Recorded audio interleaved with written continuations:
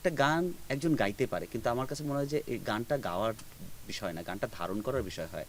গানটা একটা মানুষ, আমরা অনেক জনপ্রিয় গান আমরা টেলিভিশনে, সোশ্যাল মিডিয়ায় বিভিন্ন জনকে আমরা গাইতে দেখি, কিন্তু একটা হচ্ছে ভালো গলায় সুন্দর করে গাওয়া, আর একটা হচ্ছে গানটা উপলব্ধি করা।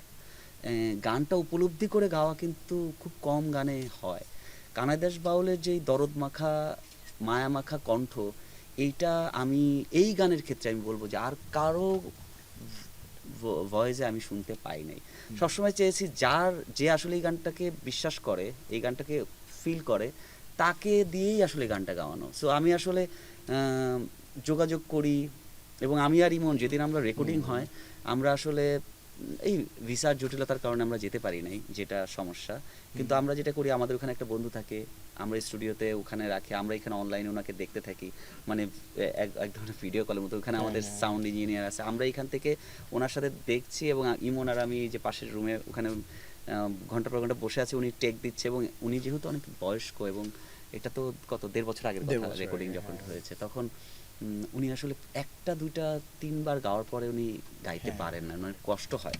তো উনি অনেক কষ্টই হচ্ছিল, কিন্তু আমাদের তো আসলে ফাইনাল, আমরা তো জানি এটা সিনেমায় যাবে, আমরা কোনো ভুল ত্রুটি রাখতে চাচ্ছিলাম না। সো ইমন বারবার টেক নিচ্ছিল, প্রায় 7-8টা টেক নেওয়া মনে হয়, 8টার মতো টেক নেওয়া হয়েছিল। 8টা টেক নেওয়ার 5-6টা টেকের পরে আমি চাচ্ছিলাম যে আর না দিক, কিন্তু ইমন আরও 2-3টা টেক নিল ফাইনালি। এই তো এরকম করে হইলো আর কি।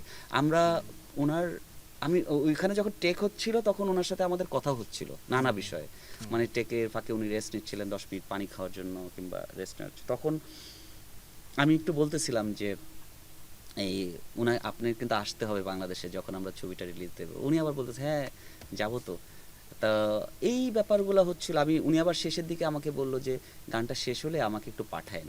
তো আমি বললাম যে হ্যাঁ অবশ্যই পাঠাবো, আপনাকে তো ভয়েস দেওয়া লাগতে পারে যদি আমাদের মিউজিকটা শেষ হয়, তখন যদি আমার কোথাও মনে হয় যে একটু চেঞ্জ করবো, তখন কিন্তু আবার একটু আসতে হবে।